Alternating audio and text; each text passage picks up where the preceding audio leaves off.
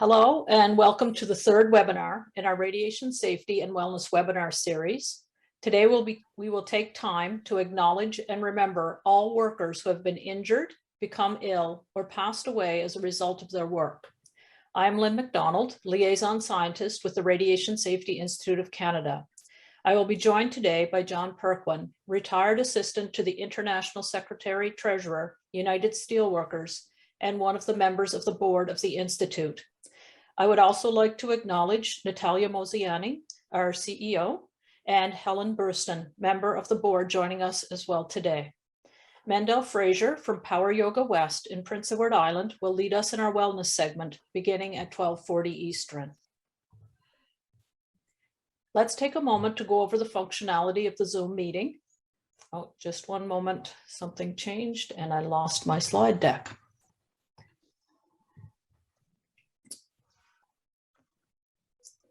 We ask that during the presentation portion that the audio and video be from the presenters only. We have found that although you can access the audio through the computer or telephone, the quality of sound tends to be better when listening from a computer. If you have technical difficulties, you can contact Maria Costa at 1-800-263-5803, extension 321. If you have questions arriving from the content, please type them into the chat.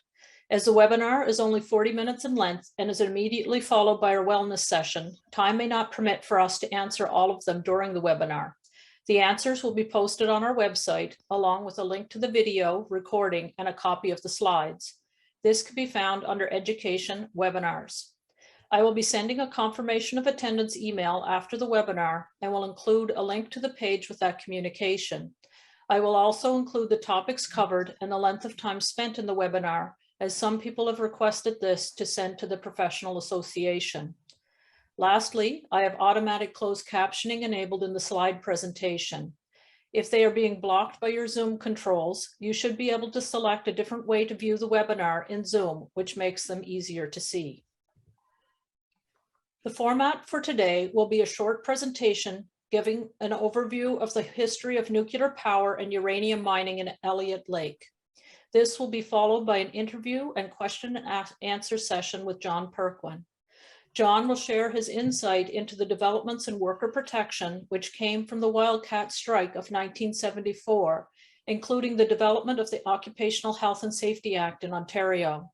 He will also speak to the considerations for radiation protection in present-day workplaces and give information about an educational opportunity available to high school classrooms. At the end of the interview and question and answer, we will observe a moment of silence for those workers who have lost their lives or experienced workplace illness or injury. As this is part of our ongoing radiation protection and wellness webinar series, the radiation protection portion will be followed by a 20-minute wellness session led by Mandel Fraser of Power Yoga West in Prince Edward Island. To get perspective on the history of the Elliott Lake miners' strike, we begin with a brief history of the science and engineering of nuclear energy. The late 1800s and early 1900s brought about a large number of discoveries, which brought forth human understanding of the nature of electricity, light, and the structure of the atom.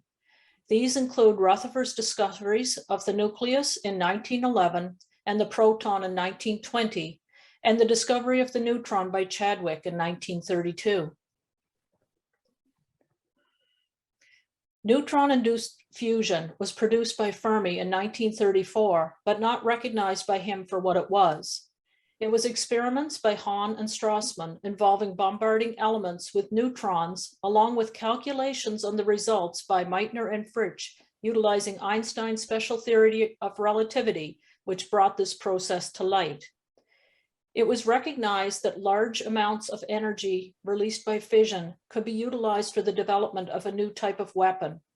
Research groups on both the Allied and Axis sides were attempting to develop it first, beginning with the US government officials being approached by scientists on the topic in 1939. Advances in nuclear science and the war led to the creation of the Manhattan Project in 1942. One of the earliest major technical developments of the Manhattan Project was the creation of the first self-sustained nuclear fission reaction in December of 1942. Using natural uranium, Fermi and his researchers were able to sustain fission in their reactor named Chicago Pile 1. Mining of uranium in Canada started in the 1930s to help support the Manhattan Project and its predecessor. In 1953, a large deposit of uranium ore was discovered near what is now Elliott Lake, Ontario. The town and the mining infrastructure in the area was quickly developed to support this relatively new industry. From 1955 to 1990, the Elliott Lake mines produced most of the world's uranium. But as time passed, those who worked in the mines began to develop health issues, including silicosis and lung cancer. For more information on the causes of these health conditions as a result of working in mines, please see our previous webinar, Mining, all about airborne hazards. There was no recourse for workers under the law, as workers had no input into occupational health and safety at the time. Out of concern for working conditions in the mines, workers went on a wildcat strike beginning on April 18, 1974. The strike ran for 14 days. As a result, the Ontario government appointed a royal commission to look into working conditions in the mines. It has become known as the Ham Commission, after its chair, James Ham. Along with over 100 recommendations related to improving working conditions in the mines, the Ham Commission report introduced or advocated for many concepts prevalent in occupational health and safety today, including internal responsibility systems and joint health and safety committees. 2 years after the strike, Ontario saw the passing of the Employees Health and Safety Act, and 2 years later, the province passed the Occupational Health and Safety Act. As we move to our interview with John Perquin, Natalia Mozayani, the CEO of the Institute, will join me on camera. Natalia has known John for over 15 years and will take a moment to introduce our speaker. Thank you, Lynn. You are welcome. Before we introduce John, I would just like to acknowledge very briefly two other participants. We have Dave Shire, one of our directors, joining us today. I see it's in the list. And we have Tina DeHus, who has been with the Institute for a couple of decades. Tina, thank you for joining us as well. She has since retired, but she's the person who has received me at the Institute. So I have a very soft spot for Tina. So Tina, thank you for joining. So back to John. John was born and raised in Ontario. John is a licensed electrician, which is something, John, I actually didn't know about you, despite the 15 years that we've known each other. Yep. John joined the Steelworkers in 1981 while working in the mines in Elliott Lake, Ontario. John's passion for safety is reflected in his career and accomplishments over the years. John has served on several boards of key safety organizations, Occupational Health and Safety Clinics for Ontario Workers and Worker Health and Safety Center are two such organizations. In addition, John has been called on by multiple stakeholders to join working groups and committees. And there are too many to name all of them. To give you an example, John was a labor co-chair of the Ontario Mining Health and Safety and Prevention Review, a very recent committee in January 2014 to June 2015. And the committee ended with the review report that now serves as the groundbreaking work for changes in mining industry. John also served as a labor co-chair of Small Business Advisory Committee established through the Ontario Workplace Health and Safety Agency, and as member of the Ontario Premier's Labor and Management Advisory Council Secretariat to study workers' compensation reform. John, if I'm going to continue naming the committees that you've been party to, I think this will take the rest of the hour, so I will stop there. What I would like to say on a more personal note, I have known John now for 15 years. He has always been an inspiration to all of us. He brings a very, very human factor and a very passionate human factor to everything he does, and that inspires everybody who works with him to do better. He represents a very human story, and it is a story worth telling. And on this day, I cannot imagine a better speaker to join our webinar, because at the end of the day, health and safety is about that. It's a very human story. And John, thank you for joining us, and I'm handing it off to you and Lynn. Thank you, Natalia. Thank you very much. And thank you, John. So John, today we come together to remember those who have lost their lives or suffered injury or illness due to their work. The human disaster at Elliott Lake and the resulting strike by the miners in 1974 ultimately led to major improvements for workplace safety, which we will talk about in more detail in a moment. But first, for those not familiar, can you let us know a bit about the United Steelworkers Union and your role within the organization?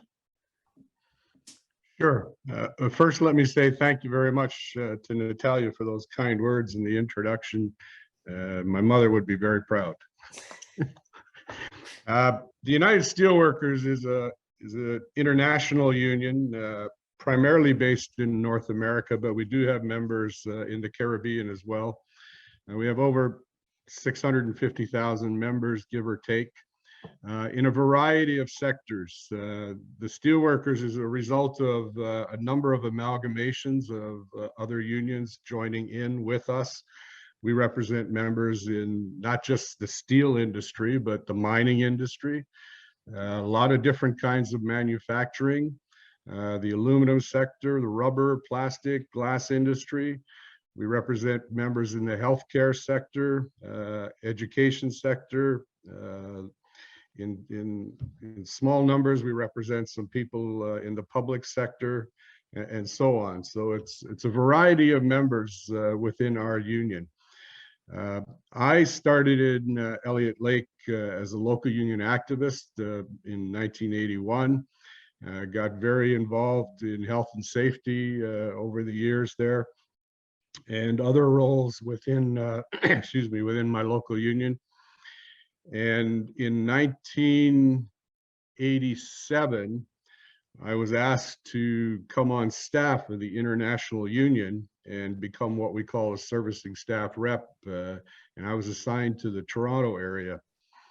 And from there, after a number of years, I was asked to move on to become the Director of Health and Safety for what we call District 6, which was the Ontario region at the time. Now it also includes the Atlantic provinces. I did that job for a number of years. And in 96, I was asked to go to Pittsburgh, which is the international headquarters for our union, and became the assistant to the Director of Health and Safety for the International Union. And my responsibilities grew to represent members all across North America within our union. And then in 2002, I was asked to become the assistant to the International Secretary Treasurer, which is an important administrative role within the International Union. And it was from that position that I retired in 2019. Thanks so much. That's an amazing career. So we heard in the introduction about uranium mining in Elliott Lake, and you worked there during the early part of your career. Can you frame your arrival to work in the mine with the history that took place there? So as I said, I started in 1981 and became active within the local union, primarily in the field of health and safety. And having been, I was an electrician, I worked on construction prior to going to Elliott Lake. And construction is not the easiest job, but it was relatively safe. When I got to the mines, it was a completely different story. I got into the underground environment, and I discovered very quickly that there are numerous hazards. And despite all the efforts of all those who came before me, to improve the conditions underground, there was still a lot of work to do. So there was quite a bit of involvement for me within the health and safety field. Coming out of the wildcat strike, there had been improvements made, but you know, There was still the lots to be done. occupational health issues had largely been, you know, reduced, but the physical injuries, traumatic injuries, and fatalities were still going nuts. All Kind of right. thing, so. So here's a couple of pictures that we had from the, are you supplied from the strike itself? So you got there about 7 years after the strike, and one would assume that many of the miners involved in the strike in 1974 were still employed there at the mine. So did they talk to you about that day? And if they did they talk about why they felt they needed to act? They did talk to me about that day, because going to Elliott Lake, I didn't know anything about the history, and I did not know about the strike before I got there. But I learned all about it, and I was educated in great detail and depth. And the primary reason why the members went on strike was because they'd been lied to by the companies and by the government, and they felt that their health and their lives were far more important than a job. And so they took the action. What precipitated the strike actually was that in early '74, there was a conference in the south of France, and it was talking about radiation hazards. And so a couple of the members, along with health and safety expert out of our international office, went to that conference in the south of France. And lo and behold, they discovered, because the Ontario government released a report about a study that was done on Elliott Lake miners, that the exposures that the miners were receiving were resulting in an increased occurrence of lung cancers. And despite what they had been told beforehand, before that, they had been told by the government no such study was taking place. And the mining companies told them, don't worry about it, everything is fine, we're taking care of you. And when the members came back from this conference and held a membership meeting to talk about what they learned and discovered, everybody went ballistic, and that precipitated the strike. All right. So you had just mentioned that by the time you got to Elliott Lake as an electrician, that many of the health and safety issues had been addressed, but there were still other ones that had not, in terms of physical hazards. Do you know if the changes to that occupational health in terms of the radiation safety and silicosis risks, were those changes immediately after the Ham Commission, or did it take a long time, like, and then compared to the physical risks, you said people were still dying. Was that addressed within the time you worked there, or were things still going on that needed to be addressed? No, there were still issues that needed to be addressed. Nothing changes immediately. I've learned over the years that change comes incrementally and improvements come incrementally. And members had to continue to suffer. We had to bargain, not me personally, because it happened before I got there, but the unions had to bargain health and safety provisions into their collective agreements, because as you had stated at the outset, there was no real protection in law. And the Ham Commission made over 117 recommendations, but as you had also indicated, laws were not enacted until, a number of years later. So in order to protect their health, the members, had to bargain provisions into the contract. And we bargained a lot of the things that ended up in the Health and Safety Act. We bargained for joint health and safety committees. We bargained for representatives to be able to inspect the workplaces. and to be able to talk to the companies and have input into what was going on and that sort of thing. And as a result of that, I mean, the air improved significantly, the air handling, the ventilation, and that was a big factor in terms of reducing the radon exposures, was to mitigate both the dust and to improve the air handling at the same time. But that still left a lot of physical hazards, and we still had a lot of traumatic injuries and deaths as a result, that needed a lot of work beyond that. So the Radiation Safety Institute of Canada was originally called CARES, the Canadian Institute of Radiation Safety, and was formed with recommendations from the Ham Commission report. What role did CARES play in the years following the strike, and how did that meet a need that was not previously met? So when CARES came into existence, prior to that, there was no monitoring taking place of any real kind whatsoever. And CARES was instrumental in two aspects, I would say. One was the introduction of monitoring on an individual basis. And CARES still does that today. It's an ongoing program where it's personal alpha dosimetry sort of thing. That's all done through the Radiation Safety Institute in a number of workplaces. The other program that CARES started up was an early detection program for lung cancer, and it was called the sputum cytology program. It doesn't exist anymore.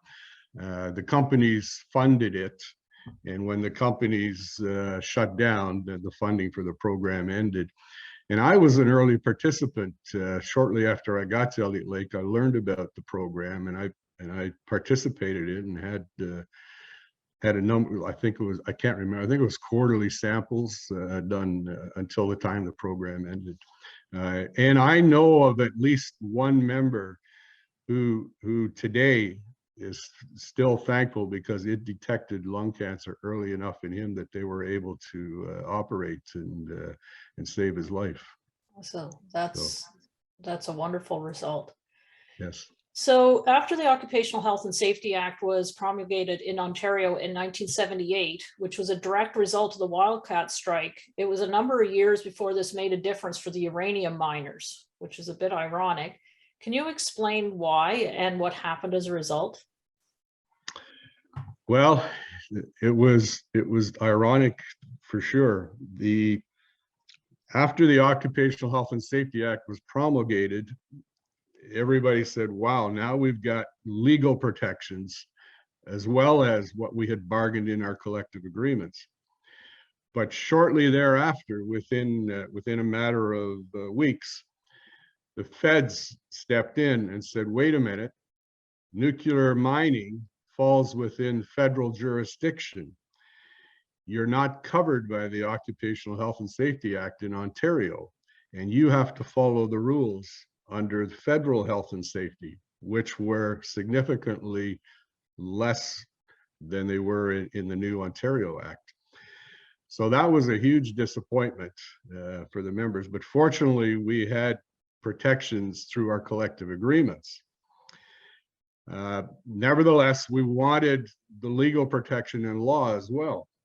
So the unions lobbied and bargained, and eventually in 1984, an agreement was reached between the federal government, the provincial government of Ontario, the companies, and the union to apply the Occupational Health and Safety Act of Ontario to the miners in Elliott Lake. So as a result, the provincial government took over enforcement for all except the radiation aspects of the mining.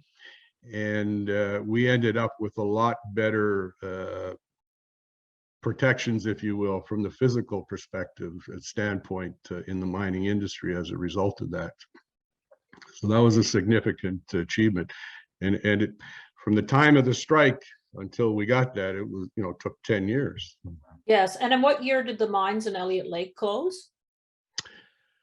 Oh, I think the last mine closed down sometime in 1990, maybe 1991, by the time the last people left.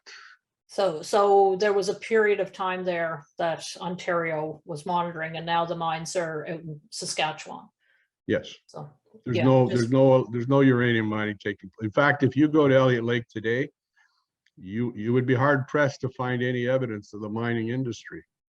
All the head frames have been torn down and the mines capped off. There was a mining museum, but unfortunately, it suffered I won't say an implosion or explosion, but there was a weather hazard, and the mining museum was destroyed. So they're struggling to bring it back, but for now, there's virtually no signs of any mining history in Elliott Lake. It's become a retirement community.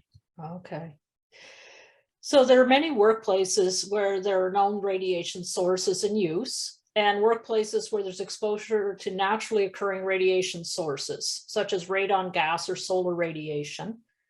How do those situations compare, like the modern day use of nuclear sources or exposure to natural, with the past and present situations in uranium mining, in your opinion? I think the biggest difference is in the monitoring. If you go to the mines in Saskatchewan that are still mining uranium, all those miners are being monitored. It's the program that the RSIC has, and that's by law. But that's only in the mining sector. If you go to the nuclear industry where they generate the power, there is also monitoring that takes place there. And it's a different kind of monitoring than the miners are getting, but nevertheless, the people that work there are being monitored. You don't find that in other areas where there are exposures to radiation, whether it's because of a measuring device that's in the workplace, whether it's because it may be in a lab that you're in a school, or could be a lab in the medical facility, your dental clinics, veterinarian clinics, any place that they do x-rays, airport screeners for another one. There is no real monitoring that I'm aware of the exposures that those individuals are getting when they're near those radioactive sources. There are some protections, that have to be followed for those individuals, but nevertheless, I'm fearful about the amount of education that those employees are receiving with respect to their exposures, and whether or not they truly understand what it is that they're being exposed to and how they can prevent exposures or mitigate the exposures. Another one that comes to mind is flight attendants and pilots. The sun, you get radiation from the sun, that kind of thing. People who work outdoors. So there's a number of different types of exposures, and monitoring and education is lacking in many of those sectors and exposures compared to the mining industry and the nuclear industry. Yes, yeah, so there are some medical situations where they are wearing dosimetry, as you pointed out, and then other ones where they're not necessarily, and it varies from province to territory. So in terms of, in your experience, what do you think are the most important improvements to occupational health and safety since the time of the wildcat strike, regardless of how they came about? And do you see any areas that still need improvement? Well, prior to the Occupational Health and Safety Act, there were no real protections, so almost anything is an improvement. But the primary improvements are that workers basically now have three rights. It's the right to know about what is going on in their workplace, the right to participate, so they get the right to have discussions with management and to have input into what's going on in their workplace from a health and safety perspective, and the right to refuse. If they are in a situation where they feel their health or their life is in danger, they have the right to refuse and express that concern to management and to be protected until an investigation takes place, and if necessary, improvements are made so that they're not exposed. Joint health and safety committees is another major improvement, and that also goes to the right to participate and the right to know. Those committees represent the working employees, and they have a right to meet with management on a regular basis to discuss health and safety issues, to inspect the workplace, and to make recommendations to the employer. But that's one of the downfalls. It's just a recommendation. They don't have the actual power to make the change. And the internal responsibility system is the other major portion of the Occupational Health and Safety Act, which says that employees as well as employers have responsibilities to report and to act upon reports, so to speak. But again, the power rests with the employer to actually make the change, not with the employee. So if there's room for improvements, it's, you know, in an area such as that, because if the employer refuses to act, then you have to bring in the Ministry of Labor in Ontario and similar ministries in other provinces, and there's a federal one as well, to then try to enforce the law. And sometimes that goes well, sometimes it doesn't go well. So if there's improvements that are required, I would argue that it's with the enforcement side of it. I know from my experiences that the Ministry of Labor in Ontario is reluctant to actually send an inspector these days to a workplace where there's been a work refusal. They like to do things over the phone. And that's troubling, because I'm not sure how you can inspect a workplace and take a look at what the situation is from over the phone. But they argue that that's a reasonable way of doing it. You know, I would argue differently from my perspective. From the bargaining perspective, unions have bargained other improvements to health and safety over and above what's in the Act. And I know our union in particular, it started in the mining sector, but it's now also in the steel sector and some of the manufacturing larger places that we represent, and other unions have done it as well. But it's where we bargained for a full-time health and safety representative who's chosen by the union, directed by the union, but paid for by the employer. So the employer foots the bill, it pays the costs, but the workers get the true representation and independent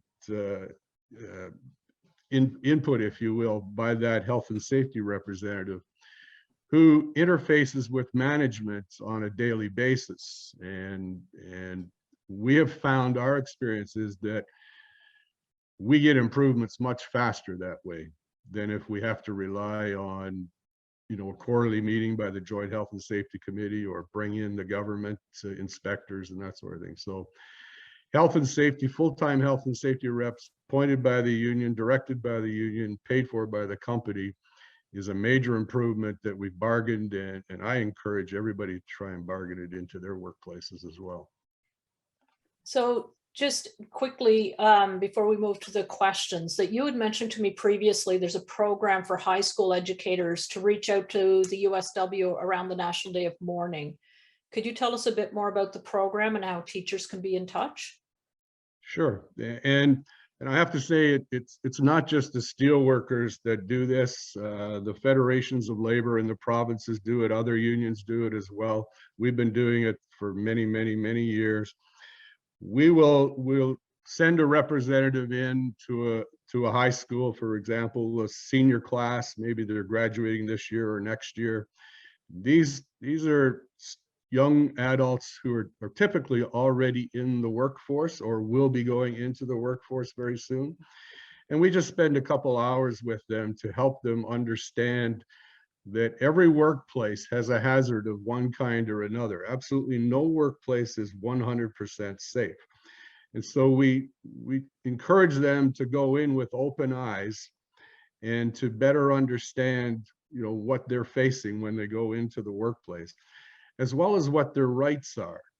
They do have rights to, as I said, the right to refuse, the right to know and participate and what have you. And that they can exercise those rights without the fear of reprisal. Employers are not legally allowed to discipline them or intimidate them in any way whatsoever. So we try to encourage them to be more aware in their workplace of what's going on, and to be more understanding of how they can protect themselves. Young workers are amongst the most vulnerable in the workforce these days. Over the years, it's been tragic to read about 17-year-olds, 18-year-olds, 1 and 2 days on the job, and they die because of an accident that occurred. And those were needless deaths. They shouldn't have happened, but they didn't know what they were doing. They were forced to do something that was unsafe ultimately and cost them their lives.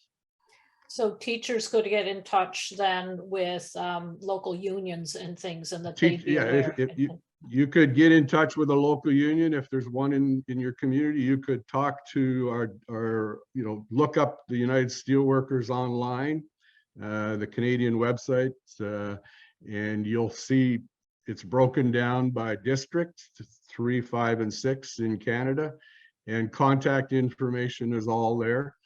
You could go online to look for the different provincial federations of labor and contact them. They all have health and safety departments. You could call the Canadian Labor Congress as well.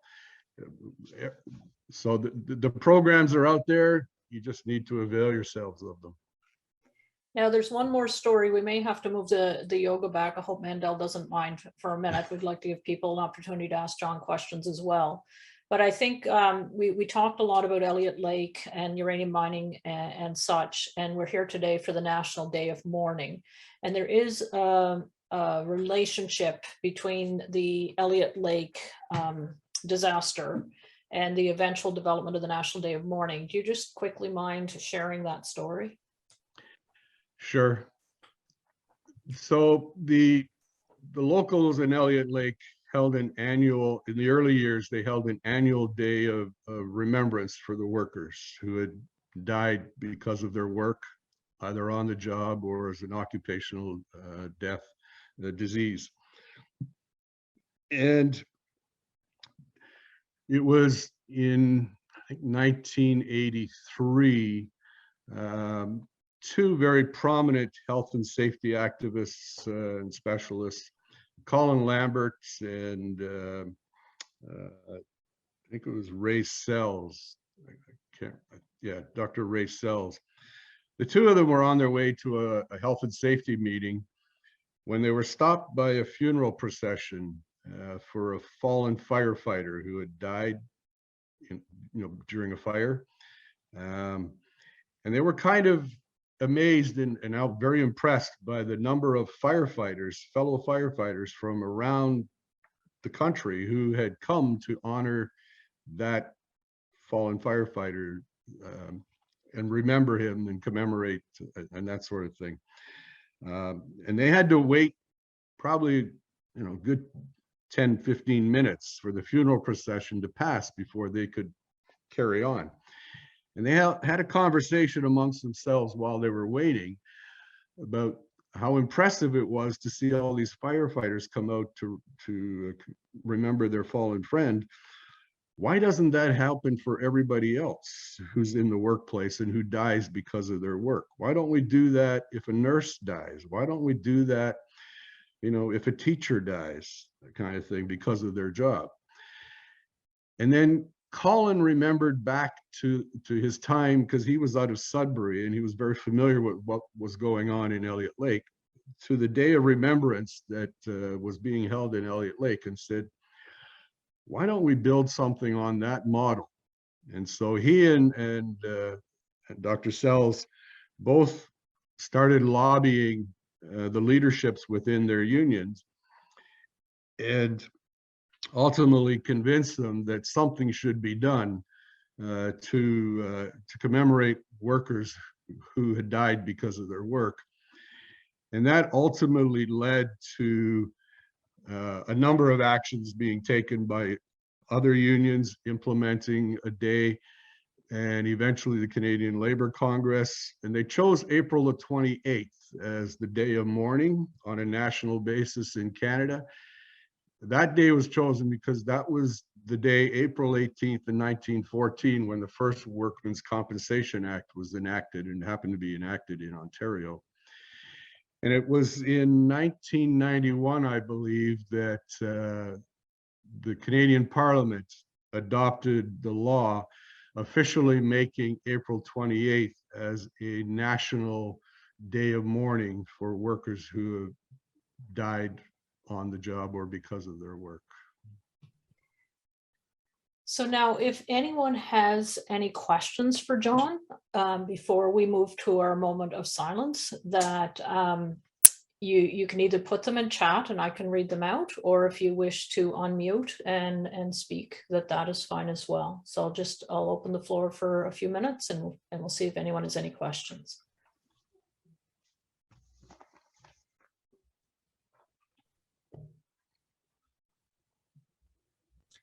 I think you must have covered everything, John. Yeah. People are fairly quiet. So before we move to the moment of silence, John, for people who have lost their life or health due to occupational hazards, are there any last messages you would like to give those here today or those who are going to watch the video afterwards? I have one message, if you don't mind, for a minute, and I'm going to show people something. Hopefully it comes across on the screen well. It's the canary in the cage symbol. To us, that's an extremely important symbol, and there's a history behind that in relationship to what goes on today. So for those who knew anything or about coal mining in the early days, the miners would bring a cage with a canary in it underground.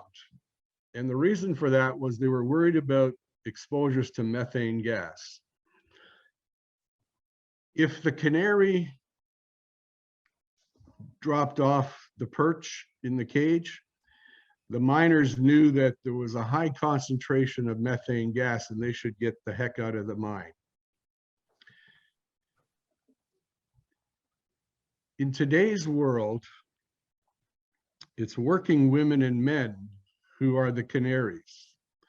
If you understand anything at all about occupational diseases, it takes a long time typically before they impact your health and before you become sick and, God forbid, ultimately die. And that's because the laws protecting people around occupational illnesses are weak. We're allowed to be exposed to a number of toxins and substances that significantly impact our health. And while there may be limits for individual substances or toxins, nobody really takes a look at what the combined effect is. And it's until enough people die that the government starts to take notice and take action. So working women and men today are the canaries. We have to die in significant numbers before the government steps in and takes action to start protecting our health. Industry won't do it. They're not interested in doing it. They're concerned more about profits than anything else, typically. So we need to be aware as individuals that when there's exposures in our workplaces, we need to know about them. We need to get our employers to protect us. We need to fight for that. WMIS legislation is a big improvement in that area because individuals have a right to be educated about what they're being exposed to. But if you don't know about it and you don't ask the questions, there's nobody going to tell you about it either. So people, please make yourselves aware of what you're being exposed to in your workplaces and do whatever you can to help reduce those exposures so that you can go home at the end of your career as healthy as you were when you started your career. Thank you for that message, John.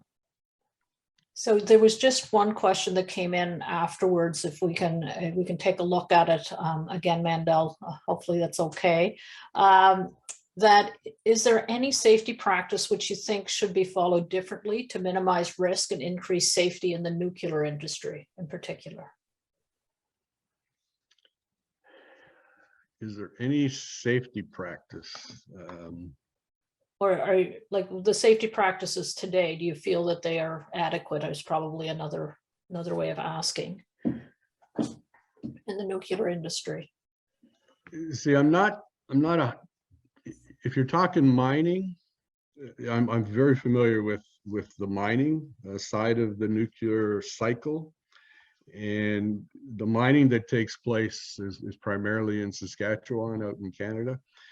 And a lot of it is now surface mining. In the underground mines, you and I, Lynn, had talked earlier about how the companies are limiting exposures underground because the grade of the ore there is so high that they're operating equipment remotely and sending as few people underground as possible. The surface mining, the exposures are completely different. You're out in the open air elements, and so there's different ways to mitigate with that. And I think in the uranium mining sector, they're doing a relatively good job of it, kind of, so to speak. I know a little bit about the nuclear industry where they're generating the power, and we do represent members who make the fuel rods in Port Hope. And I've been into those workplaces, and from a radiation protection perspective, they're doing a fairly good job of protecting the employees and the workforces. And I know in the nuclear energy sector, they're doing the same. There's constant monitoring going on and that sort of thing. But you fall into these other workplaces where there are radiation exposures, where there's little education going on and no awareness to speak of. Manufacturing sector, for instance, a lot of measuring devices have radioactive isotopes in them. Do the workers know that? Not very many, if any, know that. And yet when they walk by it, there's an exposure there, so to speak. And I talked about other sectors where I think there's a lot of improvement to be done. Yeah, as far as training, from our training experience, that there is, because it's the CNSC that monitors that there is a requirement for them to train the workers when they're sources. But with the X-rays, it varies by province and territory, and it varies quite widely across the country. Spencer Fisher in the chat, did you want to say something to the nuclear industry? Well, I'm just going to say a couple of things. I won't take too long. First of all, I just want to say that it's important in the nuclear industry. I worked at OPG for a number of years in both isotopes and in industrial X-ray, et cetera, as the corporate radiation protection officer. And it's always important to follow the STAR principle, to stop, think, act, and then react. And for that purpose, when we spoke to the CNSC, like for things like source retrieval, when there was a lost source, we told that we kept the source retrieval kit at a different location so that people didn't just drop a source or lose a source and then suddenly react to go and try and retrieve the source.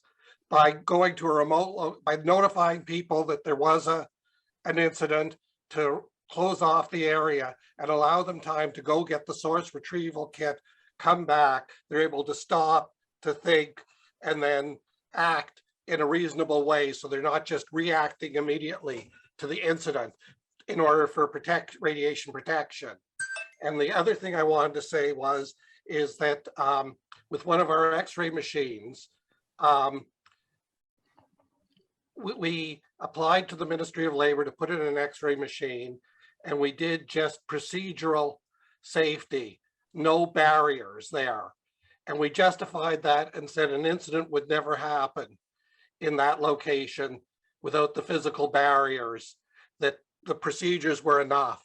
And in the first week that we were using it, we had an incident that happened like George Costanza, where we had someone who was sleeping under their desk in an office and they evacuated the area and no one noticed the person was in their office, and they started the X-ray machine. Now, luckily, before the X-ray machine actually started irradiating, there was a klaxon that went off for 20 seconds. So as soon as that klaxon went off, the guy woke up and called the control room, and they stopped the exposure before it happened.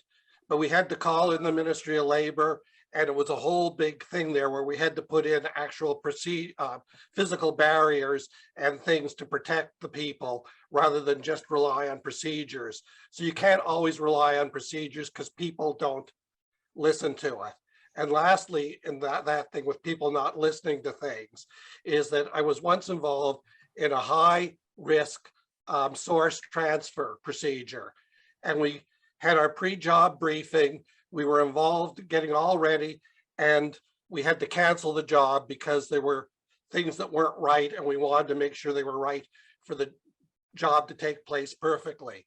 And the person giving the pre-job briefing said this thing that at the time when he said it, I thought, oh, how stupid it is. He said, more people are killed coming down Mount Everest than those going up Mount Everest. And the job isn't finished until everyone goes home. And I thought, oh, that's stupid.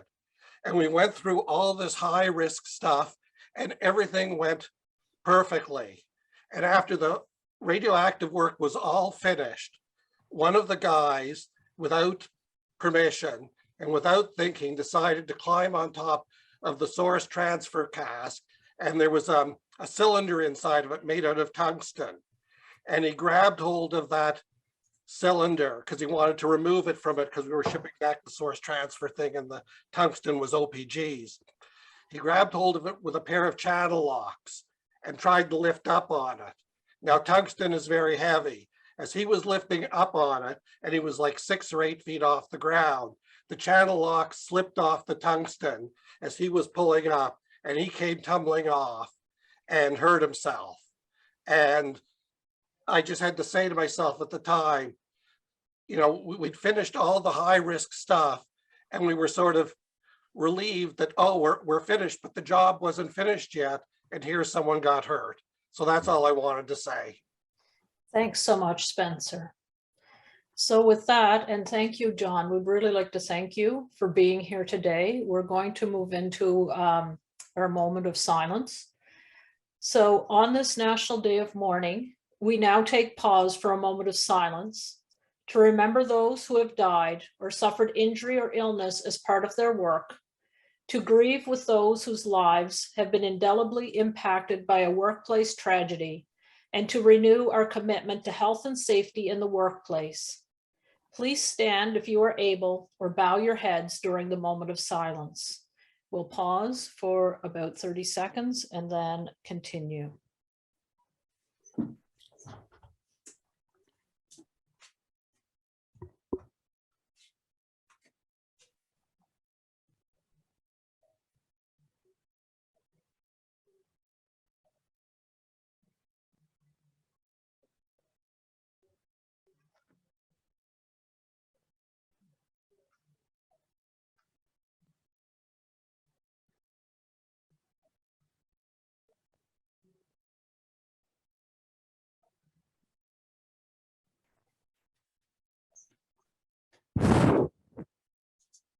We thank you for taking the time with us today.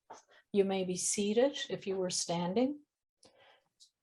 for taking that time to recognize and remember workers who have experienced injury, illness, or death, including the workers at Elliott Lake. This marks the end of the radiation protection portion of the webinar. I don't know if John would like to say goodbye before we move to the wellness portion. You're muted there. You're muted.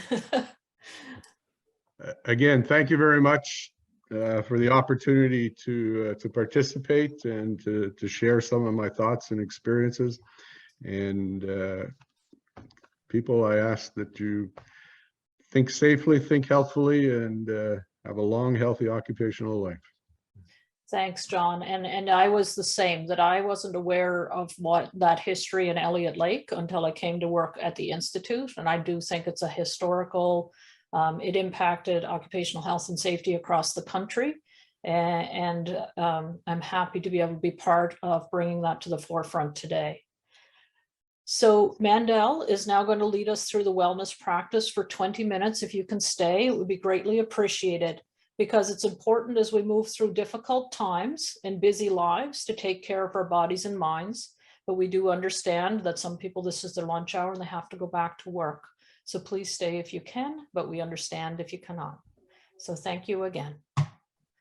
So Thank you, Mandel, Lynn. hi. Thanks, John. Thank you. So Mandel, I'm going to find you. There we go. And make Mandel co-host, and she can share her screen. Or I'll.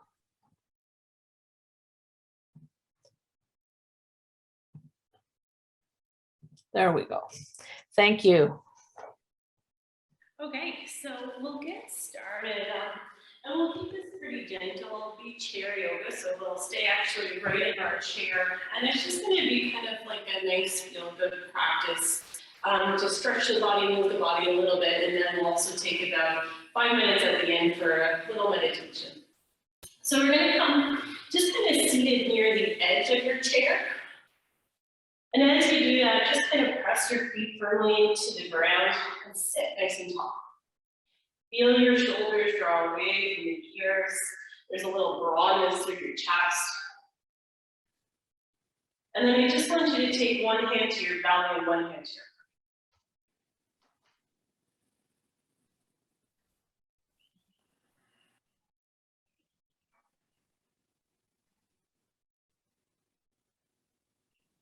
And now I just want you to take awareness to the hand that's placed on the heart.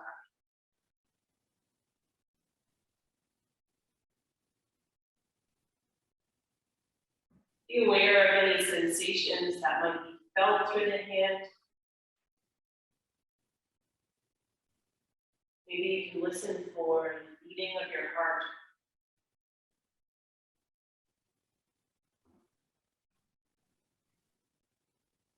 It's a beautiful sign of life.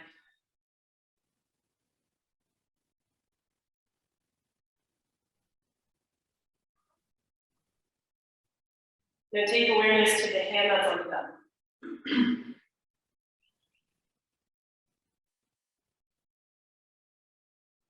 Any sensations around that space?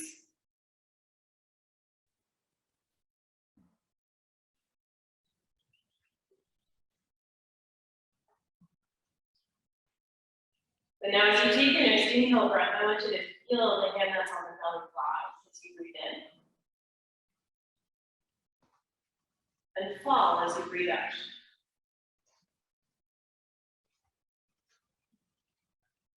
Inhaling, feeling the breath moving through the nostrils, through the back of the throat, into the lungs, diaphragm,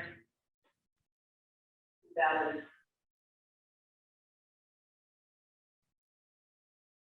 And as the breath exits the body, feeling the breath move from the belly, diaphragm, lungs, through the back of the throat, and then through the nostrils.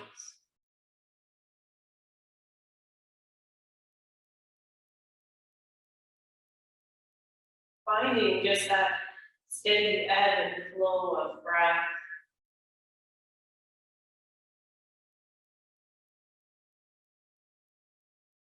Maybe feeling this sense of peace, of calm.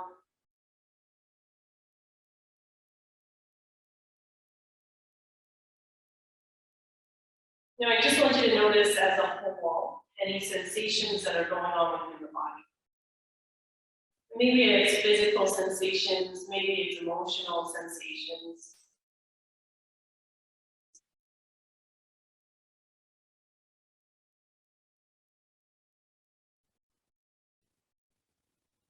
Good or bad, happy or sad. Just noticing. And by bringing awareness to the body, you just become a little bit more united with it. A little bit more at peace. Calm.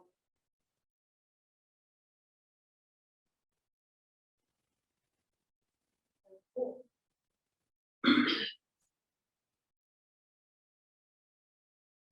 And now, just before we move, I want you to ask the question to yourself, just pose it to yourself. What can I do to change the way I feel?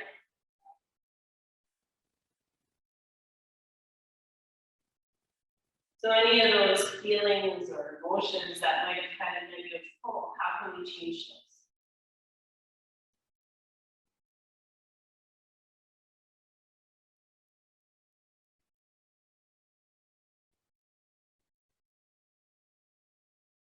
Doesn't have to be an immediate answer.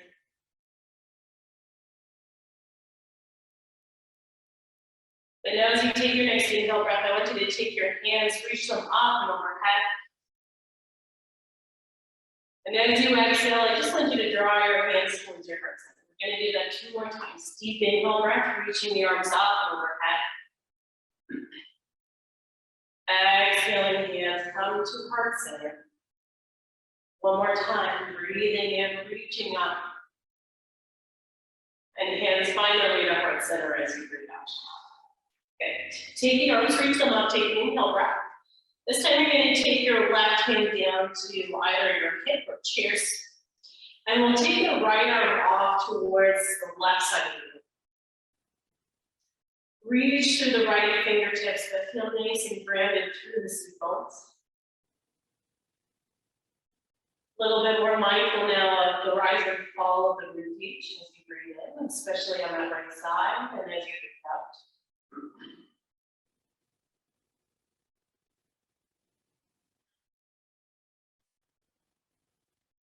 On your next inhale breath, you're going to come up. So arms reaching, and we'll switch sides. So on the exhale breath, right hand is going to come down, left hand is going to reach.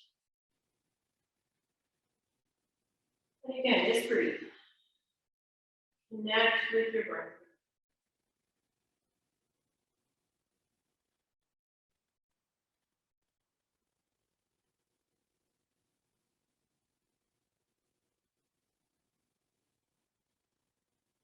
Inhale, reaching both hands back up towards the ceiling. Now pressing into the feet as you exhale, you're going to come up to stand. And as you come up to stand, I want you to take your arms and reach them in behind. So feel some space through the front line of the body. Take an inhale here. As you exhale, you're going to sink the hips. You might have a seat back onto your chair, or you might keep the hips elevated. But you're going to take the arms up and over. We're going to do that 2 more times. So breathing in, come to stand, arms reach in behind, feel the chest space open up. Breathe out, sink the hips. Again, maybe come onto your chair or maybe a hover. 1 more deep inhale breath. And exhale. Okay, you're going to take your seat bones if they're still lifted back to your chair. Again, stay near the edge. Press your feet firmly into the mat. Take a nice deep inhale breath. Reach your arms up and overhead. And as you exhale, you're going to take your right elbow underneath left. So a few different variations here. You can first take the hands to wrap around the shoulders, or you can find the eagle arm. So you can either bring the back of the hands to touch or the palms. So whatever you feel most comfortable in. As you take your next inhale breath, you're going to keep your elbows up towards the ceiling. Find a little arch for the spine. So there's the inhale breath. Now as you exhale, you're going to tuck your elbows in towards the belly as you round the spine. Breathing in, arch your spine, lift the elbows. Try to keep the shoulders soft. Breathe out, elbows towards belly, around the spine. One more time, inhale. And exhale. Come back to a neutral spine, breathe in. Take your arms, you're gonna reach them out wide. You can either take the hands to the chair, or if you have spacing behind your chair to clasp on, you can do that as well. As you take your next breath in, you're just gonna draw your shoulders back, reach your chest through the shoulders. Take a nice deep inhale. Now, as you exhale, you're just gonna slowly begin to fold. Let your arms fall heavy towards the floor, and let your head be. Maybe even gently sway the head from side to side here.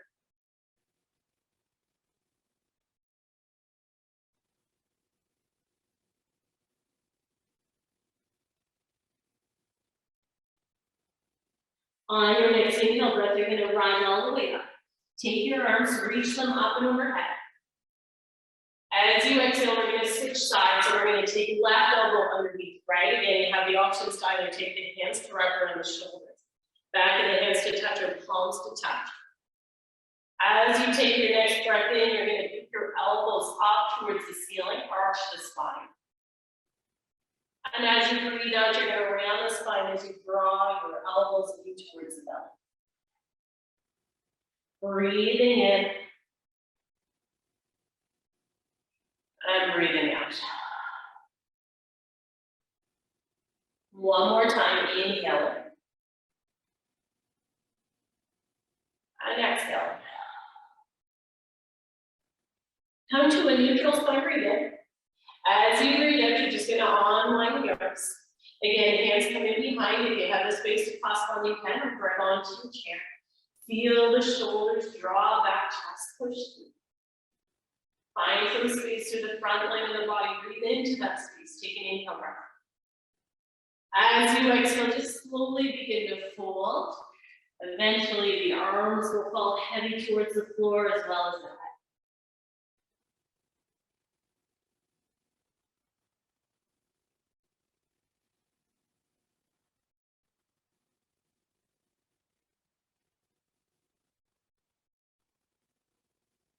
On your next inhale breath, come all the way up. Again, we'll take a big reach of the arms up towards the ceiling. As you exhale, draw your hands to heart center. Now you're going to take your right elbow to the inside of your right thigh. Take your feet so that they're about hip distance apart, even a little bit wider.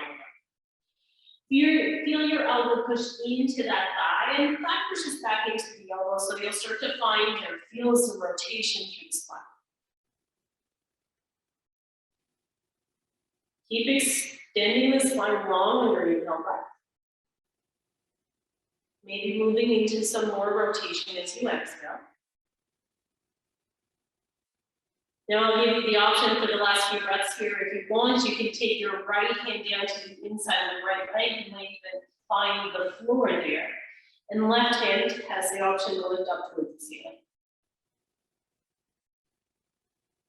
Again, just breathe.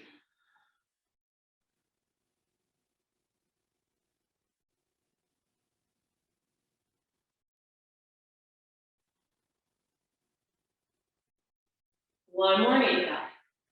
If the arms are out wide, bring the hands towards heart center first. As you exhale, come back to center. Just sit here for a moment. Take a deep breath in. Stay for the breath out. We'll switch into the second side. So inhaling here. This time, the left elbow is going to move to the inside of left thigh. So elbow pushes in the thigh, but the thigh pushes back into the elbow. That will create just a bit more rotation. Long spine, breathe.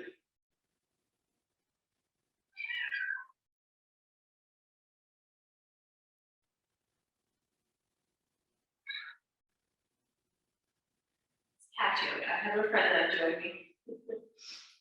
Breathing in here for the last few breaths. If you want to go a little bit deeper, you'll take that left hand down towards the mat, so inner part of that left leg.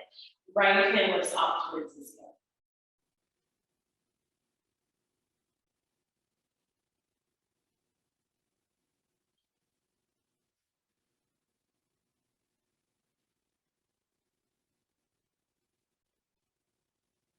Okay, take a nice deep breath in.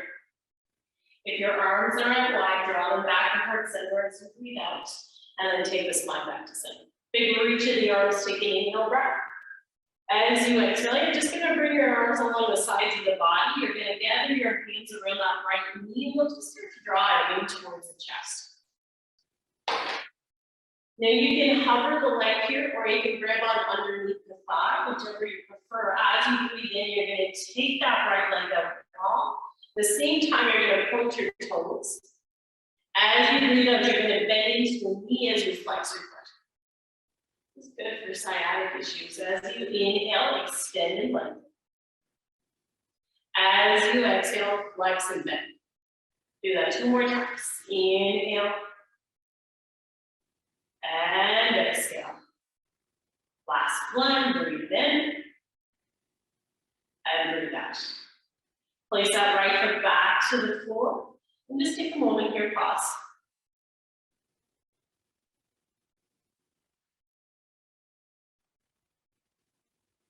Now we'll switch sides, so we'll take the left knee up in towards the chest. Just kind of get it onto the knee for a moment here, get a little squeeze. And again, you have the option to just kind of allow the foot to hover, or a little extra support as you take the hands underneath the thigh. As you take your next breath in, you're going to extend the leg. At the same time, you're going to point your toes. As you breathe out, you're going to bend back into the knee as you flex your foot. Inhale again, extending, pointing. Exhale, bending the foot. Inhale. And exhale, we'll do that one more time.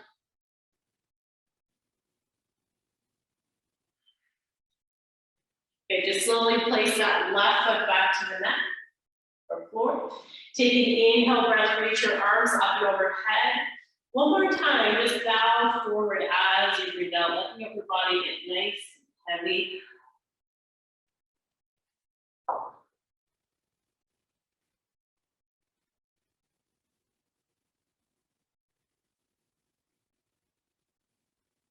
And on your next inhale breath, reach your arms up and overhead one last time.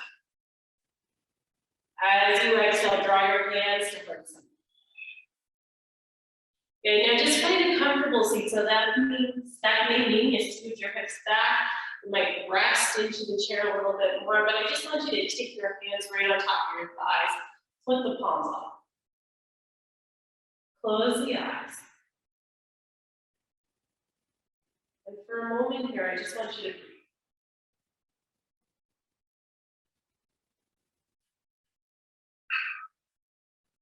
As you breathe, feel your seat bones gram down into your chair.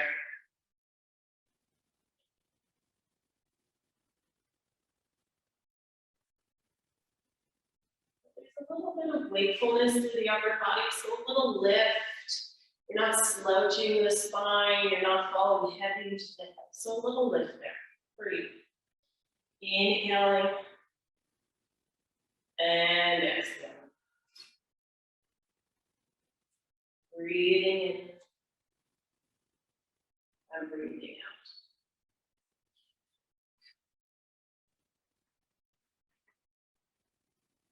So the question I pose to you, the first of this practice, what can I do to change how I feel?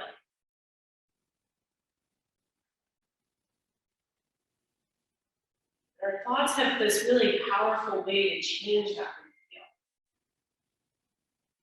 If we think of something sad, we'll start to feel sad. If we think of something calming, we begin to feel calm ourselves. Or if we feel something happy, we tend to feel that joy as well. So what I want you to do in this meditation, I just want you to think of a place where you find comfort. Think of that place where you can Maybe it's a space within your home. Maybe it's a vacation spot.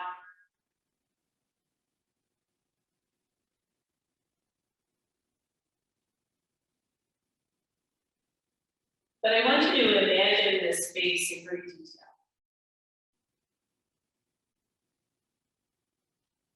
Really, truly imagine it.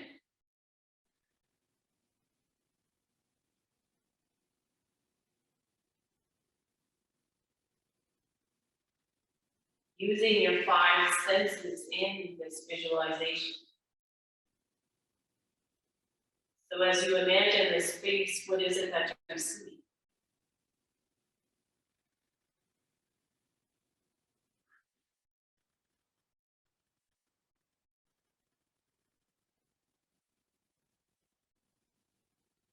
Do you notice anything in the distance? Or up close?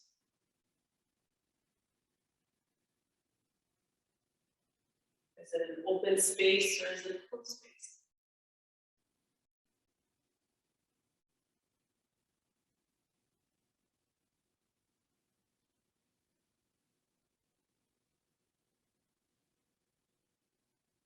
Looking all around, just taking it all in.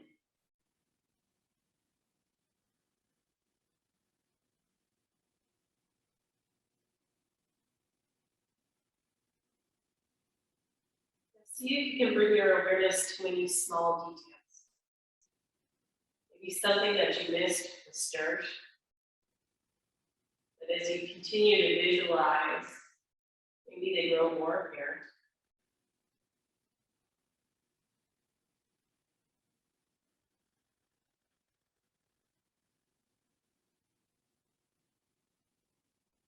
Are you eating or drinking anything? And if so, what flavors or tastes do you savor?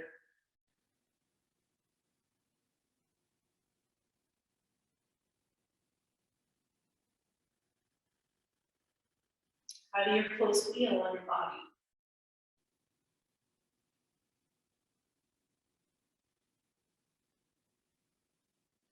Is there any sense present in the air?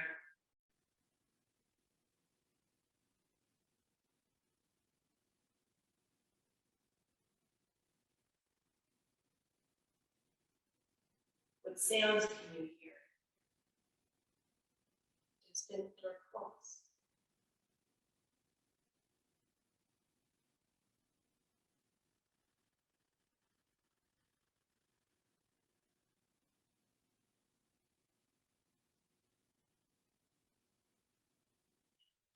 But sitting here, dwelling in this space, notice how it makes you feel.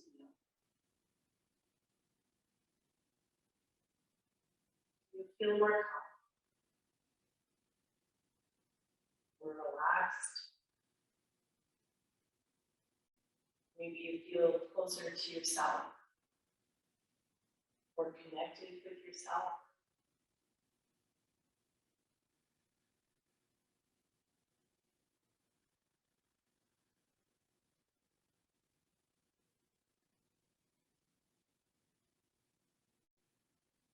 Knowing that this space is always there for you to come back to.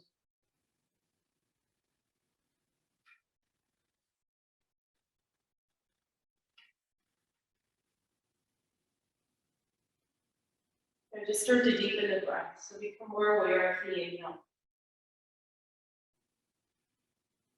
of the exhale. Maybe begin to move fingers, toes. Body becomes more wakeful, more alert.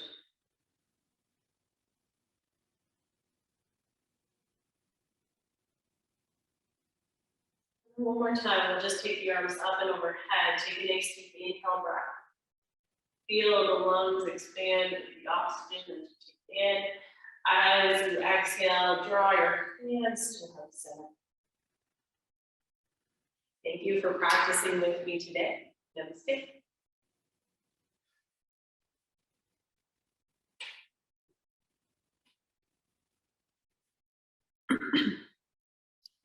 Had to find my unmute. I'm sorry, that took me a moment.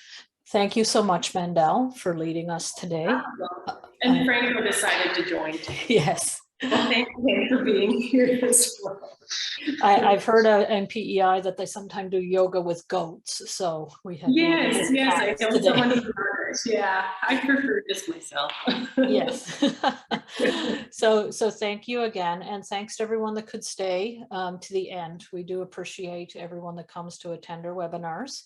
And with that, if anyone, again, Mandel's from Power Yoga West in Prince Edward Island, that you can find her page on Facebook, and with the email that we send out at the end, that there'll be some information how to get in touch if you like.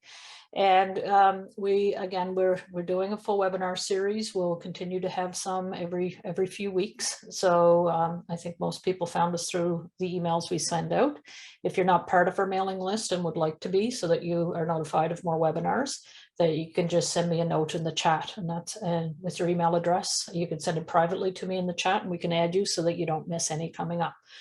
So thanks again, and I'll send an email out once the video is processed. It'll probably be Monday at this point, and we thank you. Bye, Mandel.